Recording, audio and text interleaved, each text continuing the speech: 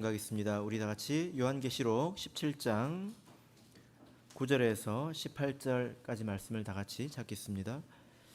요한계시록 17장 9절에서 18절 말씀을 저와 여러분이 한 절씩 교독하도록 하겠습니다. 요한계시록 17장 9절 지혜 있는 뜻이 여기 있으니 그 일곱 머리는 여자가 앉은 일곱 산이요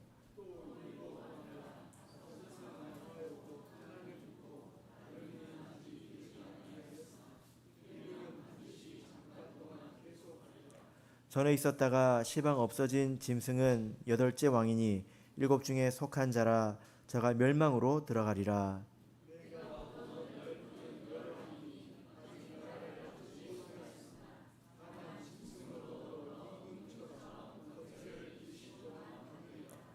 저희가 한 뜻을 가지고 자기의 능력과 권세를 짐승에게 주더라.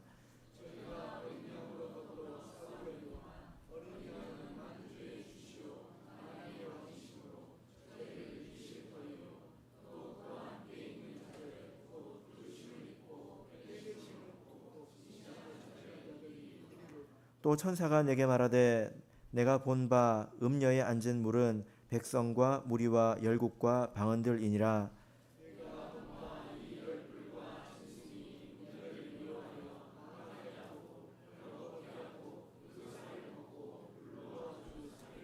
하나님이 자기 뜻대로 할 마음을 저에게 주사 한 뜻을 이루게 하시고 저희 나라를 그 짐승에게 주게 하시되 하나님의 말씀이 응하기까지 하심이니라.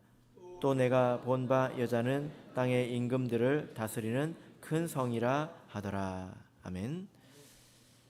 네, 오늘 이 시간은 총성된 자들은 이기리로다 라는 제목으로 말씀을 전하겠습니다. 계시록 말씀이 점점 막바지로 달려가고 있습니다. 이제 한 10시간 정도 하면 계시록 전체를 마무리하게 될 것 같습니다. 지난 시간에 짐승을 타고 있는 큰 음녀에 대해서 살펴보았는데요. 17장의 주제는 이 음녀와 짐승에 관한 것입니다.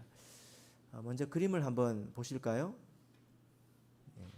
한번 띄워주시기 바랍니다.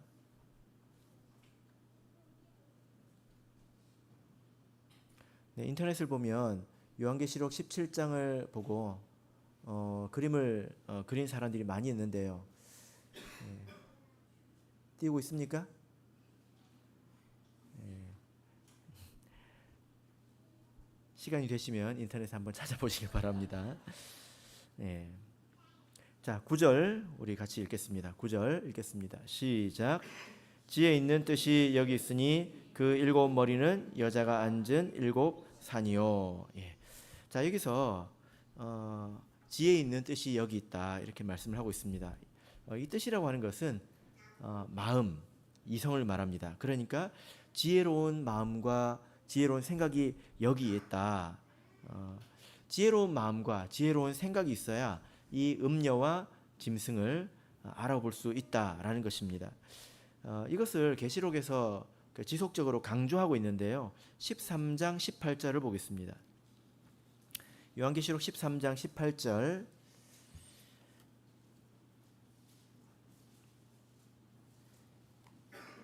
계시록에서 지속적으로 힘을 주어서 이야기하고 있는 부분이 바로 이 음녀 또 짐승의 실체에 관한 것인데 자 14장 18절 읽겠습니다. 시작. 지혜가 여기 있으니 총명 있는 자는 그 짐승의 수를 세어보라. 그 수는 사람의 수니 666이니라. 이 말씀을 기억하십니까? 그 짐승의 수를 세어보라. 세어보려면 알아야 세어볼 수 있잖아요. 그죠? 그래서 지혜가 있어야 세어볼 수 있다는 것입니다. 그래서 계시록에서는 이 음녀나 짐승을 알 수 있는 신호들을 이렇게 많이 주고 있는데요. 여기에 반드시 지혜가 필요하다는 것입니다. 무엇이 지혜입니까? 지혜라고 하는 것은 어떤 사물이나 현상의 그 겉모습을 보는 것이 아니라 그 이면, 속, 또 본질 이런 것들을 꿰뚫어 보는 능력을 지혜라고 하지 않습니까? 왜 지혜가 필요할까요? 예를 들어서 길에 사자가 지나고 있습니다. 그런데 그 사자를 보고 사자다! 라고 말할 때 지혜가 필요합니까? 거기에는 지혜가 별로 필요가 없죠. 왜냐하면 바로 보이기 때문입니다. 이 그 계시록에 말세에 아주 위협적인 그런 존재인 음녀와 짐승에 대해서는 지혜가 필요한 이유가 무엇입니까? 그들이 위장하고 있기 때문이죠. 17장 5절을 보실까요? 자, 17장 5절을 읽어보겠습니다. 시작. 그 이마에 이름이 기록되었으니 비밀이라 큰 바벨론이라 땅의 음녀들과 가증한 것들의 엄이라 하였더라. 그 이마에 이름이 기록되어 있는데 뭐라고 기록되어 있습니까? 비밀이라고 기록되어 있다는 것입니다. 그러니까 딱 봐서 알 수 있는 게 아니라는 거예요. 상당한 분별력이 있어야 알 수 있는 것이다라는 겁니다. 특별히 이 짐승과 음료의 색깔에 대해서 이제 말씀을 하고 있는데 그 빛깔이 붉은 빛이다. 이 붉은 빛이라고 하는 것은 즉 사람에게 희망을 주는 색깔이라는 것인데요. 그래서 이것을 한번 종합해 보시길 바랍니다. 사단은 철저하게 하나님을 위장하고 또 하나님으로 위장하고 또 하나님의 영광을 그 하시는 일들을 흉내 낸다는 것입니다. 그러니까 겉모양을 봐가지고는 알 수 없다는 거죠. 그래서 17장에서 요한 사도가 성령의 이끌림을 받아서 광야에 가서야 비로소 이 음녀와 짐승을 알아볼 수 있었던 것처럼 우리에게는 그런 지혜와 또 그것을 알아볼 수 있는 또 순결한 그런 눈이 필요하다라는 것입니다. 그래서 우리가 계속 이것을 배워야 되겠죠. 이것을 배우고 우리의 마음에 지혜가 있다면 나중에 무엇이 나타났을 때 그것을 알 수 있게 될 것입니다. 지난 시간에 그 음녀와 또 이제 나왔네요. 예. 음녀와 또 음녀가 타고 있는 짐승에 대해서 이제 말씀을 드렸는데 어떻습니까? 그림을 보시니까 어떻습니까? 여러분도 이렇게 한번 그려보실 수가 있겠습니까? 예. 다음 그림 한번 보여주시죠. 예. 여러 사람이 그림을 그린 것을 볼 수 있습니다. 예. 어떻게 음녀가 좀 매력적입니까? 예.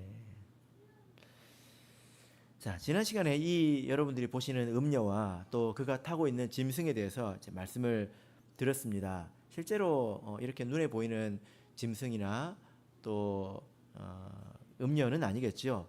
이 음녀는 거짓된 사상을 말한다. 생각, 사상 이것을 말한다고 말씀드렸습니다. 자, 우리 시편 4절을 10절 시편 4절을 보겠습니다. 시편 4절. 자,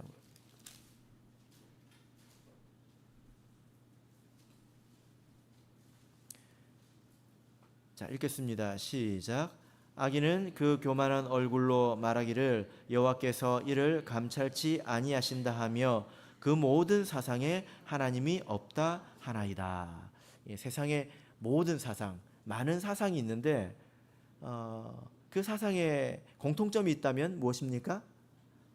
하나님이 없다라는 것입니다. 이것은 단순히 하나님의 존재를 믿지 않는 것만을 말하는 것이 아니라 하나님을 고려하지 않으니까 사람을 중심으로 생각하게 되는 거겠죠. 그런 바탕으로 생겨나는 많은 사상들을 말하는 것입니다. 짐승은 무엇이었습니까? 이것은 바다에서 올라온 짐승이었죠. 그래서 이런 그 사상을 이 세상에 강제적으로 구현할 수 있는 실제적인 힘을 가진 그런 세력들을 말하는 것입니다. 아무리 좋은 생각이 있다 하더라도 힘이 있어야 이것을 세상에 한번 펼쳐보지 않겠습니까? 그죠? 예. 그런 힘이 있는 실제적인 세력을 짐승이라고 하고 있는 것입니다. 그래서 이 음녀와 짐승은 서로 같이 있어야 되는 거겠죠. 자, 본문으로 돌아가겠습니다. 계시록 17장 10절부터 13절까지를 다시 보겠습니다.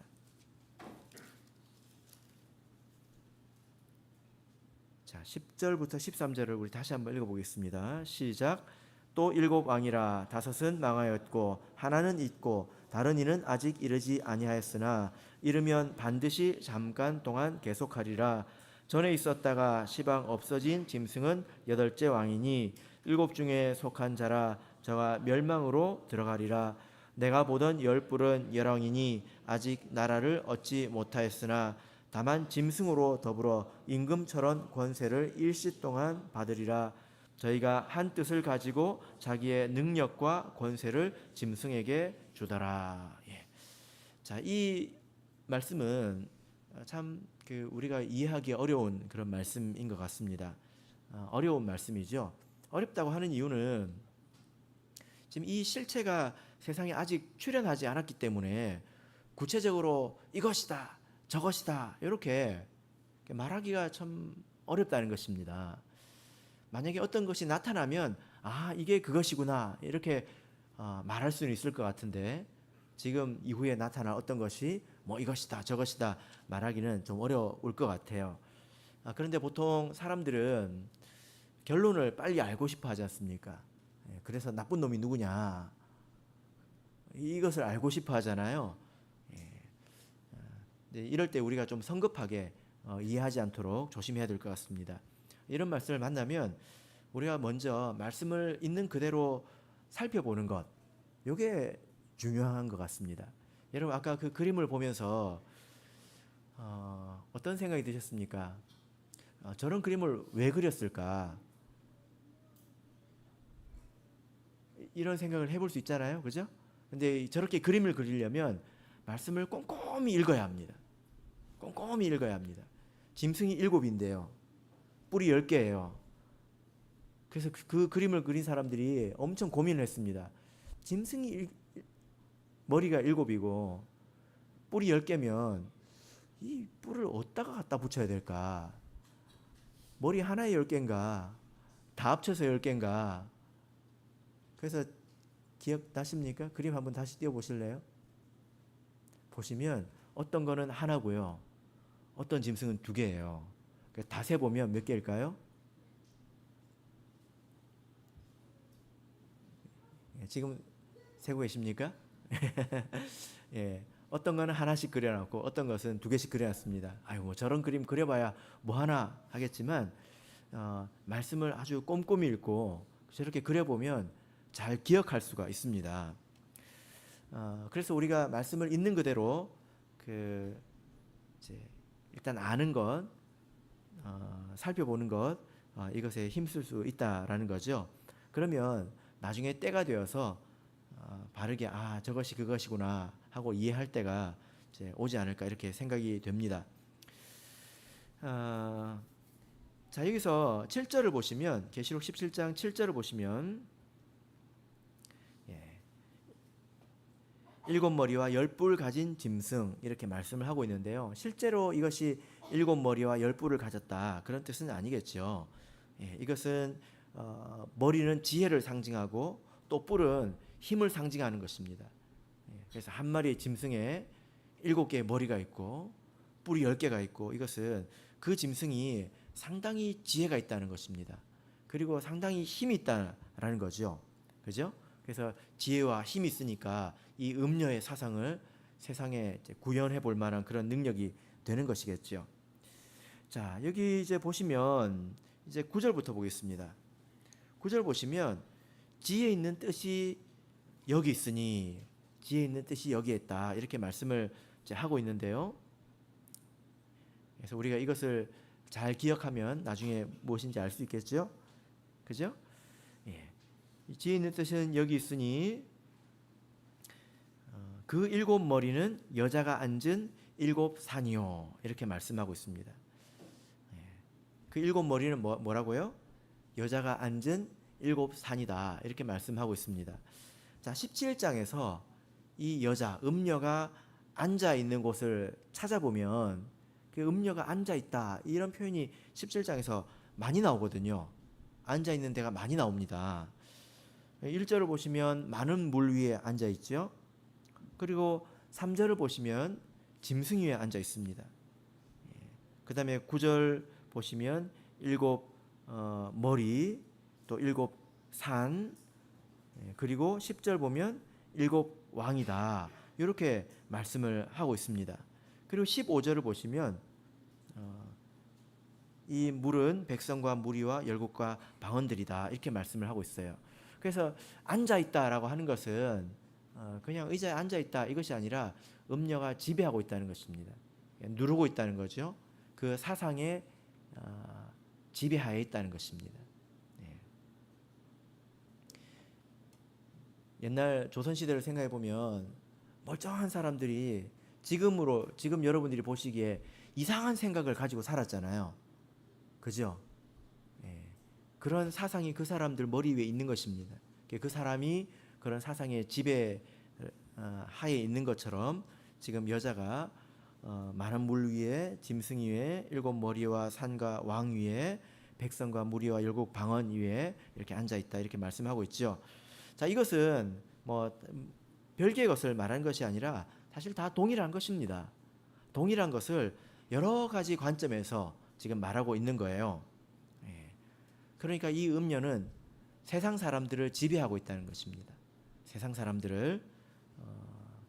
사람들이 나쁜 사상에 지배당하고 있다라는 것입니다.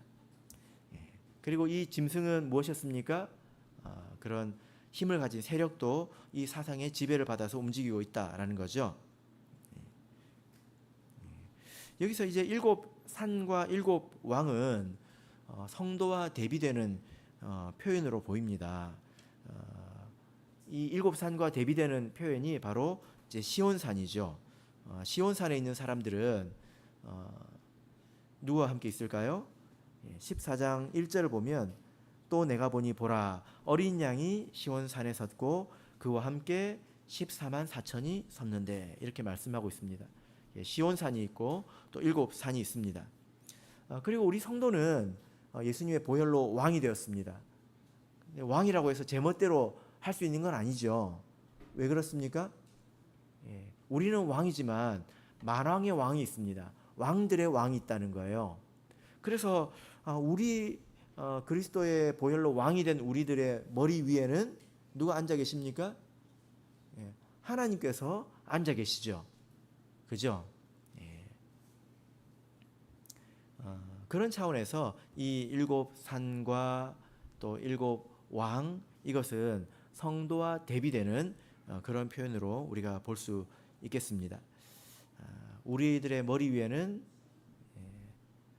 하나님께서 계시지만 세상 사람들의 머리 위에는 무엇이 있습니까? 음녀가 있다 이렇게 말씀하고 있는 거죠. 자, 10절의 말씀을 다시 보시면 여기서 이렇게 말하고 있습니다. 또 일곱 왕이라 다섯은 망하였고 하나는 있고 다른 이는 아직 이르지 아니하였으나 이르면 반드시 잠깐 동안 계속하리라. 전에 있었다가 지방 없어진 짐승은 여덟째 왕이니 이렇게 말씀하고 있습니다. 이 말씀은 그러니까 일곱 왕이 있는데 다섯은 망했다는 거예요. 그리고 지금 여섯 번째가 있다는 것입니다. 그리고 지나면 일곱 번째가 올 거라는 거예요. 그리고 여덟 번째는 아주 무시무시한 것을 말하고 있죠. 이것은 음녀의 지배하에 있는 어떤 세력들 혹은 사상들 이런 것들이 세상에 계속 출현하고 그걸 소멸하는 그런 과정을 이제 말하는 것입니다. 세상에 많은 힘이 있고 또 많은 사상이 있지만 사실 이것들이 그냥 순환하고 있다는 것입니다. 본질적으로 보면 그들은 다 같은 짐승들인 것이죠. 다섯은 망했고 또 하나가 지금 있고 그러나 하나가 올 것이다. 11절 말씀을 보시면 이 말씀이 좀 이해하기가 더 좀 어려운 것 같습니다. 바다에서 올라온 짐승에 관한 것인데요. 전에 있었다가 시방 없어진 짐승은 여덟 번째 왕이다. 이렇게 말하고 있습니다. 우리가 계시록에 있는 숫자를 상징적으로 봅니다. 이렇게 머리가 일곱이라고 할 때 이 일곱을 정말 일곱 개라고 이렇게 보는 건 아니거든요. 일곱 개면 이제 가득 찼다는 것입니다. 완전하다는 거예요. 10개도 가득 찼다는 거예요. 완전하다는 것입니다. 그런데 이렇게 여덟 번째라고 하는 숫자는 익숙하지 않은 그런 숫자 아니겠습니까? 예. 성경에 여덟 번째 그러면 뭐가 등장할까요? 네, 할례를 받을 때 여덟 번째 날에 받죠. 그죠? 그리고 특별히 어떤 의미 있는 여덟 번째가 등장하지 않습니다. 그래서 이 여덟이라고 하는 숫자는 여기서 조금 초월적인 그런 숫자로 이제 보면 어떨까 이렇게 생각이 되는데요. 보통 1에서 7은 계속 반복이 되지 않습니까?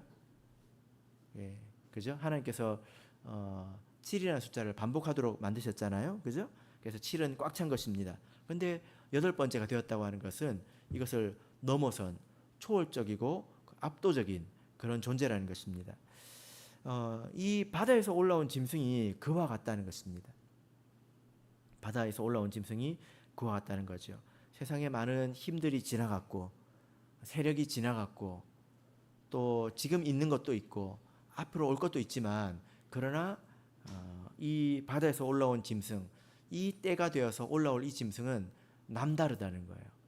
세상에 있는 것이 반복되는 정도가 아니라 그것은 초월적이고 압도적이라는 것입니다. 어마어마한 힘을 가지고 있다라는 거죠. 그러나 사실 그 짐승도 본질적으로 보자면 이전 짐승에서 나온 것입니다. 본질은 다르지 않다는 거예요. 자, 12절을 보겠습니다. 12절. 자, 12절을 보시면 이제 열뿔이 등장합니다. 짐승의 힘의 근원이죠. 열뿔은 이제 열왕이다 이렇게 말씀을 하고 있습니다. 이게 10개라는 이 숫자도 정말 10개를 말하는 것이 아니라 모든 것, 충만한 것 이것을 말하는 것입니다. 그래서 이 열왕이 짐승을 구성하는 실제적인 그런 세력이 되겠죠. 딱 10개, 10명, 10개를 말하는 것이 아니라 사실 세상의 모든 것을 말하는 것입니다. 그래서 세상에 있는 모든 힘들이 하나로 뭉쳐서 이 짐승을 구성하는 것을 지금 말씀을 하고 있는데요. 만약에 우리가 이런 날이 이제 오는 것을 본다면 아마도 매우 두렵고 또 놀라울 것입니다. 그러나 우리가 두려워하지 말아야 합니다. 왜 그럴까요?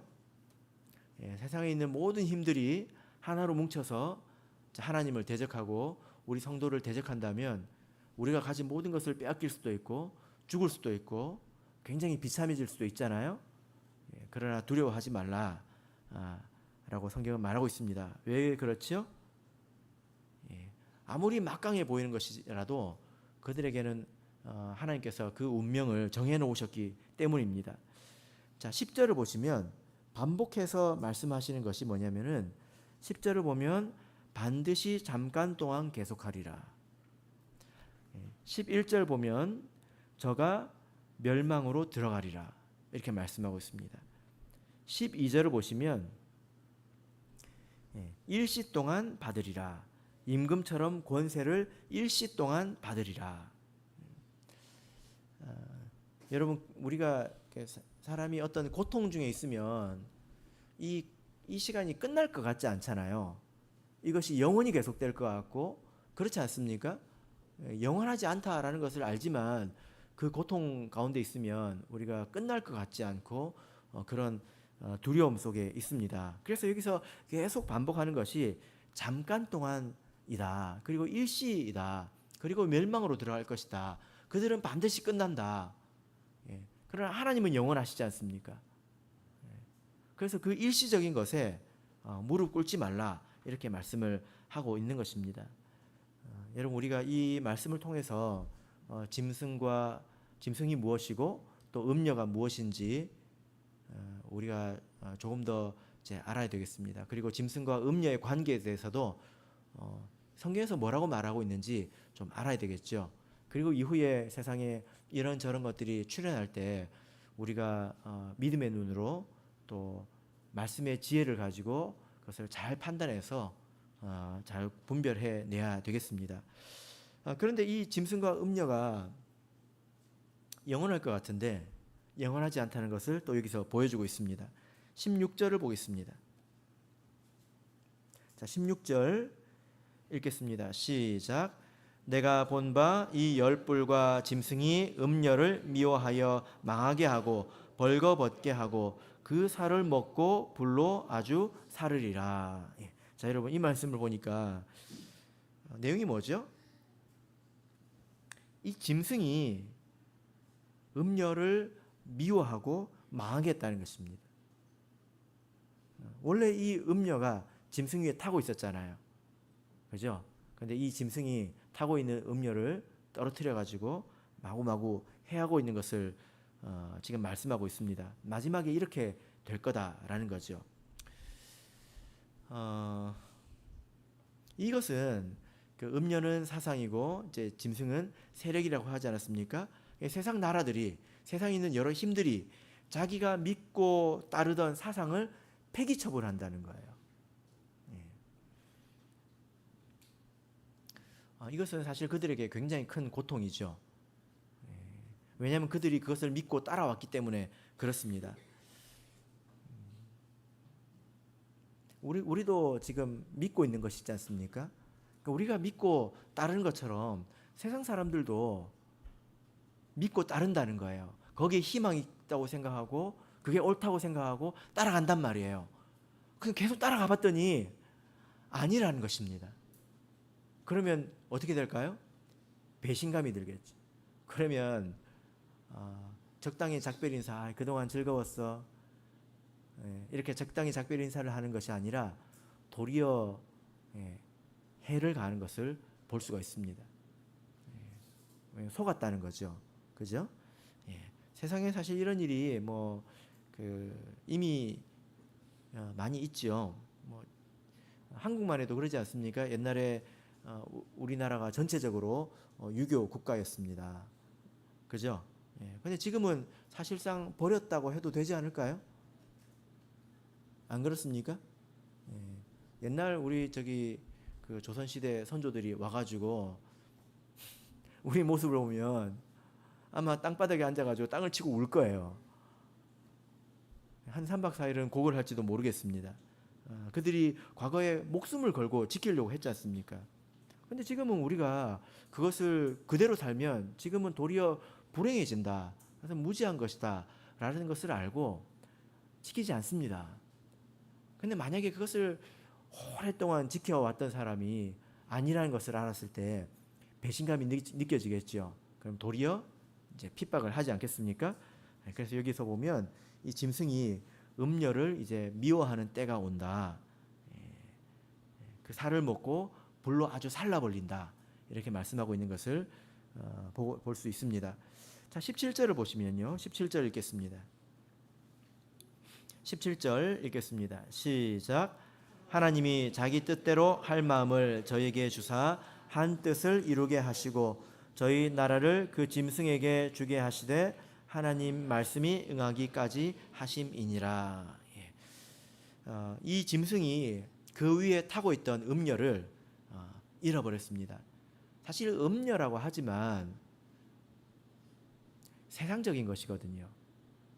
세상적인 사상들도 보면 비교적 도덕적입니다. 그런 게 있어요. 그들 나름대로 질서와 화합과 이런 걸 추구하는 면도 있지 않습니까? 그러나 그들이 우리가 보기에는 음녀이죠. 그죠? 근데 그것마저도 떨어졌습니다. 한번 생각해 보세요. 아주 무시무시한 짐승에 나쁜 인간이 타고 있었는데 그 짐승이 그 사람마저도 떨어뜨려 버렸습니다. 그러면 그때부터는 진짜로 뭐가 됩니까? 그야말로 짐승이 되겠지. 음료조차도 없는 그냥 짐승이 될 것입니다. 이때가 되면 상당히 괴로운 때가 되지 않을까. 어떤 의도와 목적 없이 그냥 마구잡이로 그 힘을 부리는 그런 때가 아닐까 이렇게 생각이 됩니다. 그러나 이것 또한 17절 말씀을 보시면 하나님께서 그 권세를 주신 것이다 이렇게 말씀을 하고 있습니다. 17절 보시면 하나님께서 자기 뜻대로 할 마음을 그 짐승에게 주었다. 이제 음녀의 뜻이 아니라 그 짐승이 스스로의 뜻대로 하게 되었다는 것입니다. 언제까지요? 하나님의 말씀이 응하기까지. 그래서 이 짐승조차도 하나님께서 자기의 도구로 쓰시고 짐승이 그렇게 할 수 있는 것도 하나님께서 권세를 주신 것이라는 것을 알 수 있습니다. 이것이 음녀의 결국이 되겠습니다.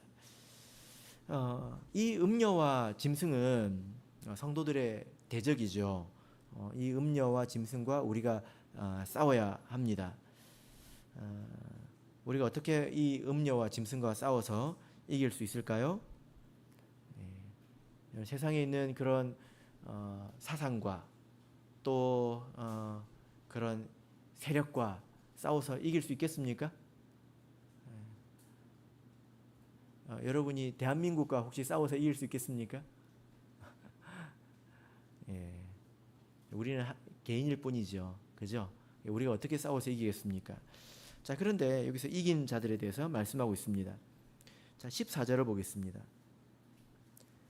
자, 14절 읽겠습니다. 시작. 저희가 어린 양으로 더불어 싸우려니와 어린 양은 만주의 주시오 만왕의 왕이심으로 저희를 이기실 터이요 또 그와 함께 있는 자들 곧 부르심을 입고 빼내심을 얻고 진실한 자들은 이기리로다. 자, 우리가 여기서 알아야 될 것은요, 이 짐승이 누구와 싸우고 있냐는 것입니다. 누구와 싸우고 있습니까? 어린 양으로 더불어 싸우고 있다는 거예요. 이 짐승이 싸우고 있는 것은 바로 예수 그리스도라는 것입니다. 세상의 이 더러운 사상과 또 이 짐승 나라 이런 것들은 나와 싸우는 게 아니라 예수님과 싸우고 있다는 것입니다. 그런데 이 싸움의 결과에 대해서는 우리가 이미 알고 있지 않습니까? 그죠? 예. 요한복음 16장 33절을 보겠습니다. 요한복음 16장 33절. 요한복음 16장 33절. 자, 읽겠습니다. 시작. 이것을 너희에게 이름은 너희로 내 안에서 평안을 누리게 하려 함이라. 세상에서는 너희가 환난을 당하나 담대하라. 내가 세상을 이기었노라 하시니라. 예수님께서 내가 세상을 이미 이겼다. 그래서 너희가 환난을 당할 때도 담대하라. 그래서 이 말씀을 보시면 우리가 이기는 것이 아니라 예수님과 함께하는 자들이 이깁니다. 17장 14절을 보시면 저희를 이기실 터이요 또 그와 함께 있는 자들이 이길 것이다. 이렇게 말씀하고 있습니다. 우리가 예수님과 함께하고 있으면 우리가 이긴다라는 거죠. 자, 그러면 어떤 사람이 예수님과 함께하는 사람일까요? 이런 표현들이 좀 신앙 안에서 막연한 표현이지 않습니까? 우리가 어떻게 하는 것이 예수님과 함께 있는 것입니까? 자, 여기서 세 가지를 말하고 있습니다. 14절을 다시 한번 보실까요? 그와 함께 있는 자들 곧 부르심을 입고 빼내심을 얻고 진실한 자들 이렇게 말씀하고 있습니다. 우리가 나는 항상 예수님과 함께 있어요. 감상적으로 이렇게 말한다고 해서 그 사람이 예수님과 함께 있는 게 아니라 부르심을 얻고 빼내심을 얻고 진실한 자들은 바로 하나님과 함께 있는 자라는 거죠. 그럼 이 세 가지가 어떤 것인지 생각을 해봐야 되겠죠. 부르심은 무엇을 말할까요? 하나님께서 우리를 구원을 위해서 부르신 것을 말합니다. 그래서 복음을 듣고 응답할 기회를 얻은 사람들을 말하겠죠. 그죠? 빼내심은 무엇을 말할까요? 이것은 선택받았다는 것입니다. 그래서 부르심에 응답해서 실제로 하나님의 백성이 된 자들, 부르심을 받은 모든 사람들이 모두가 하나님의 부르심에 응답하고 또 끝까지 이 자리에 이르는 것은 아니거든요. 그죠? 그리고 세 번째는 무엇입니까? 진실한 자입니다. 진실한 자. 진실한 자라고 번역이 되어 있는데 사실 성경 안에서 일관되게 좀 번역을 하자면 충성된 자, 충성된 자라고 번역하는 것이 좀 더 맞겠습니다. 그래서 이 충성되다고 하는 것은 믿을 만하다라는 것이거든요. 믿을 만하다. 잘 변하지 않는다는 것입니다. 신실하다, 신뢰할 수 있다. 충성되다고 하는 것은 단순히 열심히 하는 것이 아니라 하나님께서 보실 때 저 사람이 믿을 만하다는 거예요. 우리가 하나님을 신실하다고 생각하고 하나님을 믿지 않습니까? 왜냐하면 하나님께서 약속하신 것은 하나님은 변하시지 않거든요. 그러면 하나님 보시기에 어떤 사람이 믿을 만한 사람일까요? 하나님과 약속한 것들, 하나님께 말한 것들, 이런저런 일이 있어도 변하지 않는 사람들을 말하는 것입니다. 자, 계시록 2장 10절을 보겠습니다. 계시록 2장 10절.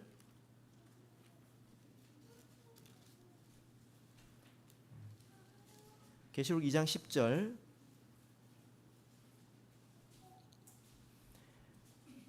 자, 읽겠습니다. 시작.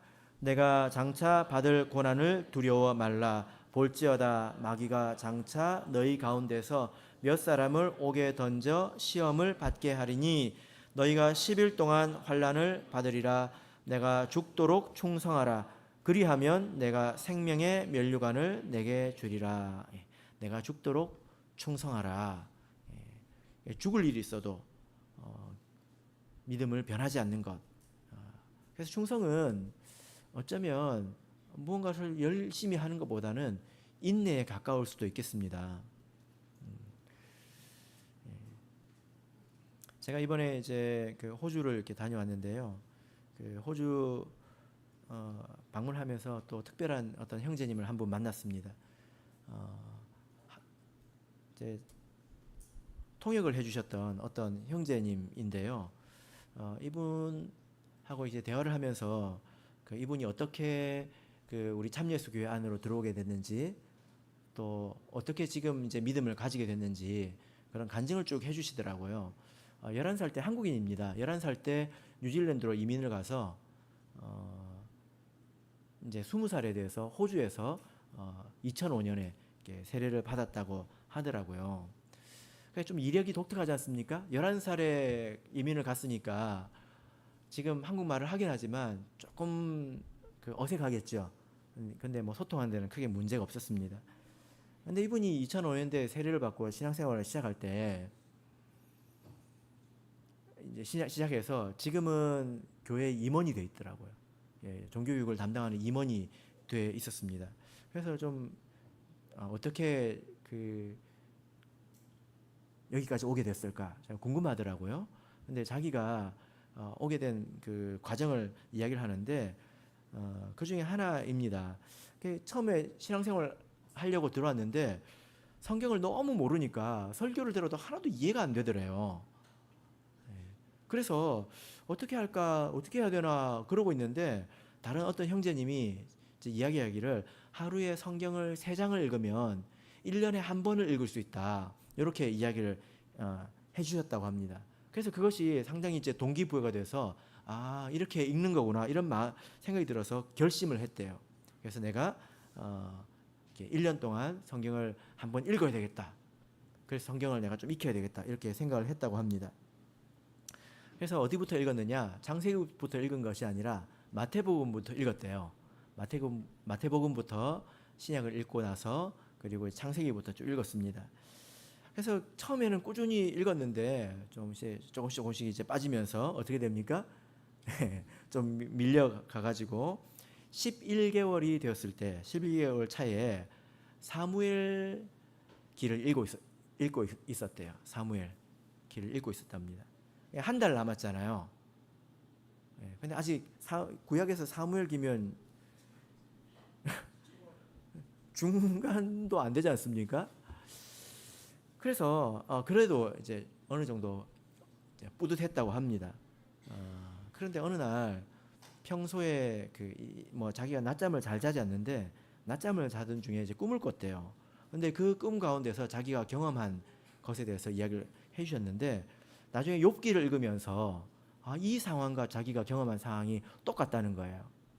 욥기 4장 13절에서 16절을 제가 읽어드리겠습니다. 곧 사람이 깊이 잠들 때쯤 하여서니라. 내가 그 밤의 이상으로 하여 생각이 번거로울 때에 두려움과 떨림이 내게 이르러서 모든 골절이 흔들렸었느니라.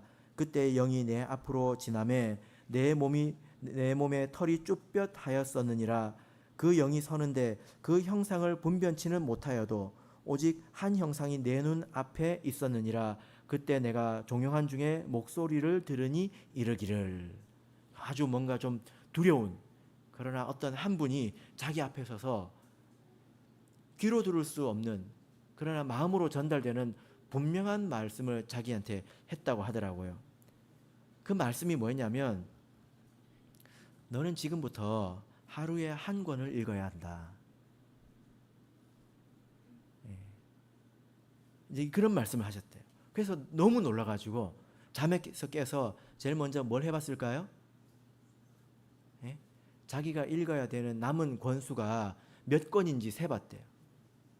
그리고 지금부터 올해가 끝날 때까지 며칠이 남았는지 세봤대요. 그러니까 딱 맞더래요. 그래서 하나님께서 하루에 한 권씩 읽으라고 했대요. 그래서 그 형제님이 기도를 했다고 합니다. 하나님, 시편을 하루에 읽는 게 가능합니까? 그리고 예언서를 보니까 예언서는 좀 짧잖아요. 그래서 분량을 나누어서 이제 이렇게 읽었대요. 그래서 하나님께서 그분이 받아들이시기를 하나님께서 다시 그것을 이렇게 격려하셨다는 것입니다. 그래서 이분이 그걸 통해서 자기가 깨달은 것이 있는데, 그 깨달은 것에 대해서 저한테 뭐라고 이야기하시냐면, 하나님은 약속한 것을 지키는 것을 원하신다. 이걸 자기가 처음에 이제 깨달았대요. 그리고 또 한 가지는 매일 성경을 읽는 것을 원하신다는 것입니다. 그래서 이분이 그 습관을 20년 이상 지금 이제 유지를 하고 있다, 이렇게 간증을 하는 것을 들었습니다. 근데 이런 간증을 들으면 안 찔리는 사람이 있을까요? 우리가 사실 사람들 사이에 우리도 약속을 하는데, 어떤 사람들은 약속을 해놓고도 사소한 이유나 혹은 불편함 또는 그 사려 깊지 못한 것으로 인해서 약속을 이렇게 깨지 않습니까? 그러면 못 믿을 사람이 되는 거죠. 그죠? 근데 우리가 하나님께도 좀 그러고 있지 않나, 이런 생각이, 저도 이야기를 하면서 들으면서 그런 생각이 들었습니다. 우리가 복음에 동의하고 또 하나님께서 때로 우리에게 그 회개할 기회를 주실 때 우리가 내가 이렇게 해야 되겠다, 내가 저렇게 해야 되겠다 하고 내가 하나님께 약속하고 또 결심을 하지만, 어쩌면 무엇을 약속했고 결심했는지 기억도 하지 못할 만큼 우리가 너무 가볍게 생각하고 살고 있는 것은 아닌가, 이런 생각이 들었습니다. 그것이 충성된 것이지요. 우리가 하나님께 약속했고 결심했고 말했다면 하나님께서 두 번 돌아보지 않아도 틀림없이 지켜나가는 사람, 그것이 누구입니까? 충성된 자이고 믿을 만한 자입니다. 그런 사람이 마지막 때는 하나님과 함께 있는 자이지요. 어린 양과 함께 있는 사람이라는 것입니다. 여러분, 이것이 우리가 가야 될 방향 아니겠습니까? 어린 학생들이나 뭐 이렇게 보면 어린애들도 옳은 것이 뭔지는 알아요. 그리고 약속합니다. 5분 지나면 잊어버려요. 이게 미성숙이지요. 그러나 우리가 언제까지 그래야 될까요? 언제까지? 우리가 나이가 들어서도, 신앙의 연륜이 쌓여서도 우리가 계속 그런 모습이라면 하나님께서 좀 슬퍼하지 않겠습니까? 우리가 달라져야 될 점이 바로 여기에 있다라는 것입니다. 마지막에 어마어마한 것이 옵니다. 겪어보지 못한 것이 온다는 거예요. 인류가 겪어보지 못한 것이 온다는 것입니다. 그런데 우리가 어떻게 이길 수 있겠습니까? 그러나 틀림없는 것은 어린 양 예수와 함께하는 자들은 이긴다. 그들에게 대단한 능력이 있어서, 맞서 싸울 힘이 있어서 이기는 것이 아니라 하나님께서 그들과 함께 하시기 때문에 이긴다는 것입니다. 우리가 해야 될 것이 무엇입니까? 짐승을 분별하는 것이고, 그러나 짐승과 싸우는 게 아니죠. 하나님 앞에서 충성된 사람으로 남아 있는 것입니다. 그렇게 된다면 우리가 마지막 이때 우리가 예수님께서 넉넉히 이기셨던 것처럼 우리도 넉넉히 이기게 될 것입니다. 우리 하나님 앞에서 세웠던 작은 약속 또 작은 믿음부터 철저하게 지켜나가는 습관을 우리 같이 세워보시기를 예수 그리스도 이름으로 축복합니다. 우리 다 같이 찬송하겠습니다. 381장입니다.